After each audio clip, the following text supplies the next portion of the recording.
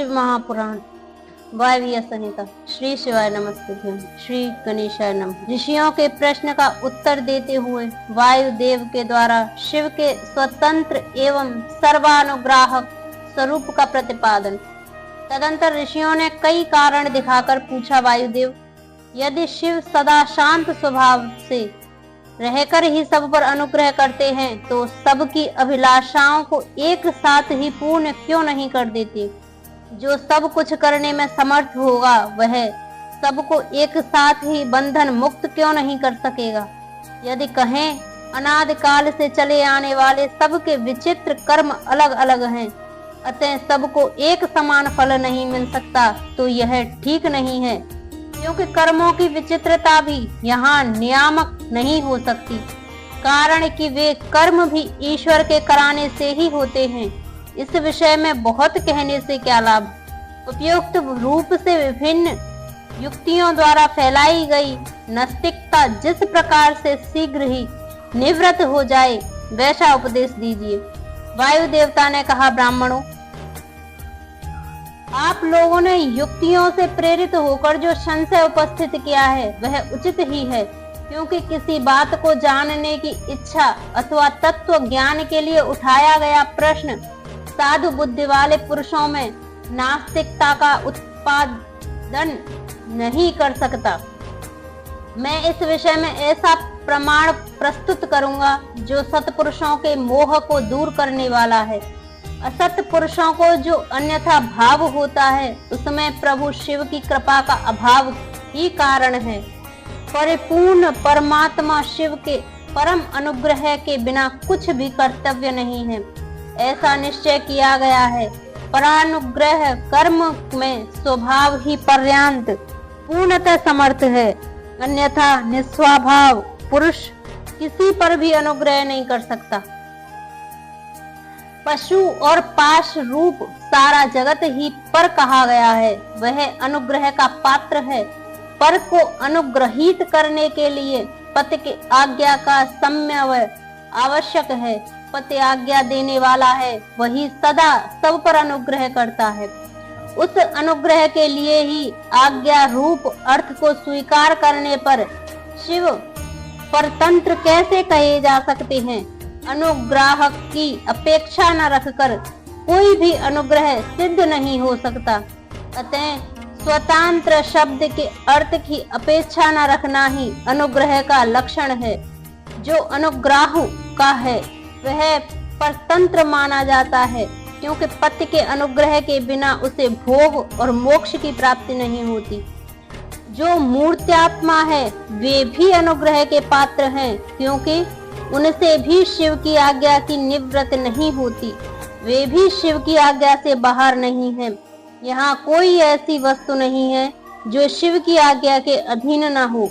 सकल सगुण या साकार होने पर भी जिसके द्वारा हमें निष्कल निर्गुण या निराकार शिव की प्राप्ति होती है, उस मूर्ति या लिंग के रूप में साक्षात शिव ही विराज रहे हैं।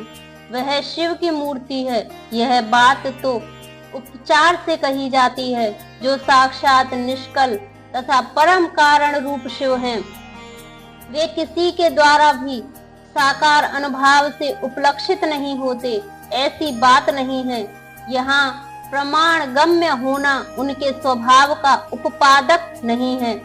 प्रमाण अथवा प्रतीक मात्र से अपेक्षा बुद्धि का उदय नहीं होता। वे परम तत्व के उपलक्षण मात्र हैं। इसके सिवा उनका और कोई अभिप्राय नहीं है। कोई न कोई मूर्ति ही आत्मा का साक्षात उपलक्षण होती है। शिव की मूर्ति है, इस कथन का अभिप्राय यह है कि उस मूर्ति के रूप में परम शिव विराजमान है। मूर्ति उनका उपलक्षण है, जैसे काष्ठ आदि आलम्बन का आश्रय लेने बिना केवल अग्नि कहीं उपलब्ध नहीं होती, उसी प्रकार शिव भी मूर्त्यात्माओं में आरूढ़ हुए बिना उपलब्ध नहीं होते। यही वास्तु स्थिति है। जैसे किसी ने यह कहने पर कि तुम आग ले आओ, उसके द्वारा जलती हुई लकड़ी आदि के सिवा साक्षात अग्नि नहीं लाई जाती, उसी प्रकार शिव का पूजन भी मूर्ति रूप में ही हो सकता है। अन्यथा नहीं। इसलिए पूजा आदि में मूर्त्यात्मा की परिकल्पना होती है, क्योंकि मूर्त्यात्मा के प्रति जो कुछ किया जाता है वह साक्षात शिव के प्रति किया गया ही माना गया है। लिंग आदि में विशेषतः आर्च विग्रह में जो पूजन कृत्य होता है वह भगवान शिव का ही पूजन है। उन मूर्तियों में के रूप में शिव की भावना करके हम लोग शिव की ही उपासना करते हैं। जैसे परमेष्ठी शिव मूर्त्यात्मा पर अनुग्रह करते हैं, उसी प्रकार मूर्त्यात्माओं में स्थित शिव पर पशुओं पर अनुग्रह करते हैं। परमेष्ठी शिव ने लोगों पर अनुग्रह करने के लिए ही सदाशिव आदि संपूर्ण मूर्त्यात्माओं को अधिष्ठित अपनी आज्ञा में रखकर अनुग्रहित किया है। भगवान शिव सब पर अनुग्रह ही करते हैं, किसी का निग्रह नहीं करते, क्योंकि निग्रह करने वाले लोगों में जो दोष होते हैं वे शिव में असंभव हैं। ब्रह्मा आदि के प्रति जो निग्रह देखे गए हैं वे भी श्रीकंठ मूर्ति शिव के द्वारा लोकहित के लिए ही किए गए हैं। विद्वानों की सृष्टि में निग्रह भी स्वरूप से दूषित नहीं है। जब वह राग द्वेष से प्रेरित होकर किया जाता है तभी निंदनीय माना जाता है। इसलिए दंडनीय अपराधियों को राजाओं की ओर से मिले हुए दंड की प्रशंसा की जाती है। यदि साधु की रक्षा करनी है तो असाधु का निवारण करना ही होगा। पहले साम आदि 3 उपायों से असाधु के निवारण का प्रयत्न किया जाता है। यदि यह प्रयत्न सफल नहीं हुआ तो अंत में चौथे उपाय दंड का ही आश्रय लिया जाता है। यह दंडांत अनुशासन लोकहित के लिए ही किया जाना चाहिए। यही उसके औचित्य को परिलक्षित करता है। यदि अनुशासन इसके विपरीत हो तो उसे अहित कर कहते हैं। जो सदा हित में ही लगे रहने वाला है उन्हें ईश्वर का दृष्टांत अपने सामने रखना चाहिए। ईश्वर केवल दुष्टों को ही दंड देते हैं, इसलिए निर्दोष कहे जाते हैं। अतः जो दुष्टों को दंड देते हैं वह उस निग्रह कर्म को लेकर सत्पुरुषों द्वारा लंघित कैसे किया जा सकता है। लोक में जहाँ कहीं भी निग्रह होता है वह यदि विद्वेष पूर्वक न हो तभी श्रेष्ठ माना जाता है। जो पिता पुत्र को दंड देकर उसे अधिक शिक्षित बनाता है वह उससे द्वेष नहीं करता। शिव की आज्ञा का पालन ही हित है और जो हित है वही उनका अनुग्रह है। अतएव सबको हित में नियुक्त करने वाले शिव सब पर अनुग्रह करने वाले कहे गए हैं। जो उपकार शब्द का अर्थ है उसे भी अनुग्रह ही कहा गया है, क्योंकि उपकार भी हित रूप ही होता है। अतः सबका उपकार करने वाले शिव सर्वानुग्राहक हैं। शिव के द्वारा जड़ चेतन सभी सदा हित में ही नियुक्त होते हैं, परंतु सबको जो एक साथ और एक समान हित की उपलब्धि नहीं होती उसमें उनका स्वभाव ही प्रतिबंधक है। जैसे सूर्य अपनी किरणों द्वारा सभी कमलों को विकास के लिए प्रेरित करते हैं, परंतु वे अपने अपने स्वभाव के अनुसार एक साथ और एक समान विकसित नहीं होते। स्वभाव भी पदार्थों के भावी अर्थ का कारण होता है, किंतु वह सब नष्ट होते हुए अर्थ को कर्ताओं के लिए सिद्ध नहीं कर सकता। जैसे अग्नि का संयोग स्वर्ण को ही पिघलाता है, कोयले या अंगार को नहीं, उसी प्रकार भगवान शिव परिपक्व मल वाले पशुओं को ही बंधन मुक्त करते हैं, दूसरों को नहीं। जो वस्तु जैसी होनी चाहिए वैसी वह स्वयं नहीं बनती, वैसी बनने के लिए कर्ता की भावना का सहयोग होना आवश्यक है। कर्ता की भावना के बिना ऐसा होना संभव नहीं है। अतः कर्ता सदा स्वतंत्र होता है। सब पर अनुग्रह करने वाले शिव जिस तरह स्वभाव से ही निर्मल है, उसी तरह जीव संज्ञा धारण करने वाली आत्माएं स्वभावतः मलिन होती हैं। यदि ऐसी बात न होती तो वे जीव क्यों नियम पूर्वक संसार में भटकते और शिव क्यों संसार बंधन से परे रहते। विद्वान पुरुष कर्म और माया के बंधन को ही जीवन का संसार कहते हैं। यह बंधन जीव को ही प्राप्त होता है, शिव को नहीं। इसमें कारण है जीव का स्वाभाविक मल, वह कारण भूत मल जीवों का अपना स्वभाव है, आगंतुक नहीं है। यदि आगंतुक होता तो किसी को भी किसी भी कारण से बंधन प्राप्त हो जाता। जो यह हेतु है वह एक है, क्योंकि सब जीवों का स्वभाव एक सा है।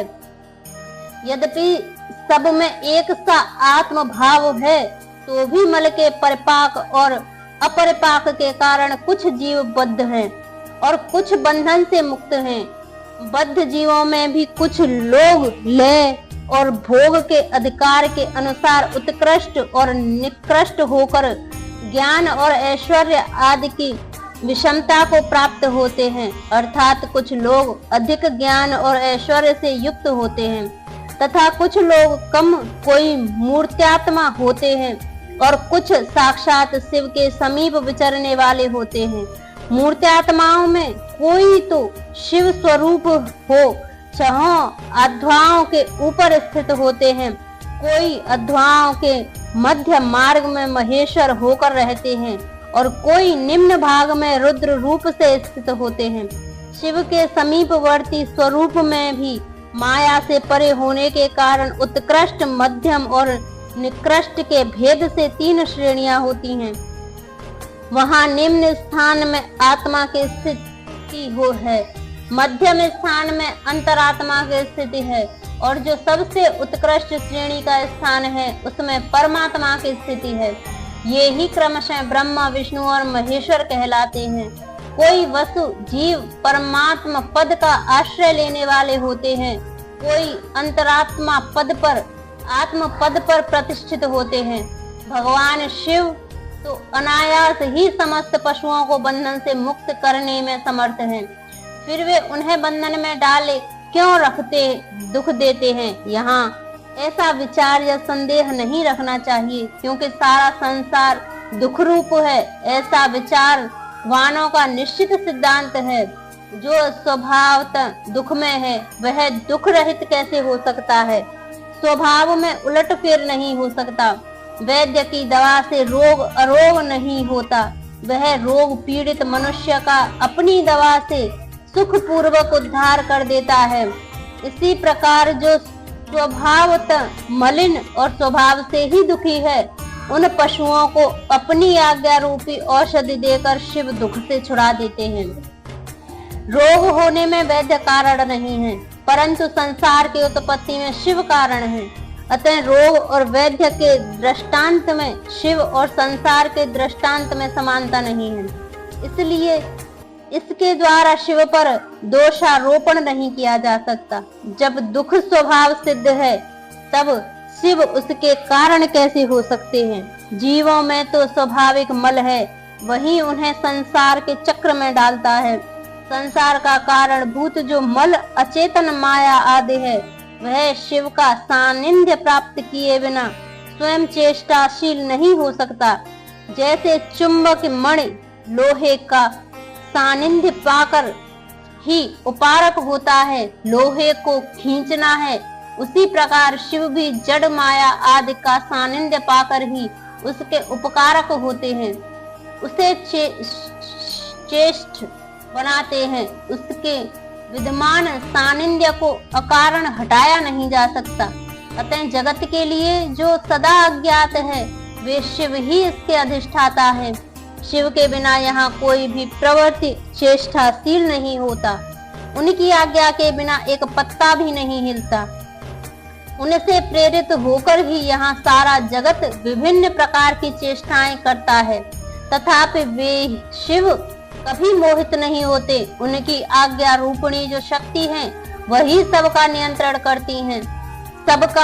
उसका सब और मुख है, उसी ने सदा इस संपूर्ण दृश्य प्रपंच का विस्तार किया है, तथापि उसके दोष से शिव दूषित नहीं होते। जो दुर्बुद्धि मानव मोहवश इसके विपरीत मान्यता रखता है वह नष्ट हो जाता है। शिव की शक्ति के वैभव से ही सारा संसार चलता है, तथापि इससे शिव दूषित नहीं होते। इसी समय आकाश से शरीर रहित वाणी सुनाई दे, सम्यक ओम अमृत सौम्यक, इन पदों का वहां स्पष्ट उच्चारण हुआ। उसे सुनकर सब लोग बहुत प्रसन्न हुए, उनके समस्त संशयों का निवारण हो गया तथा उन मुनियों ने विस्मित हो प्रभु पवन देव को प्रणाम किया।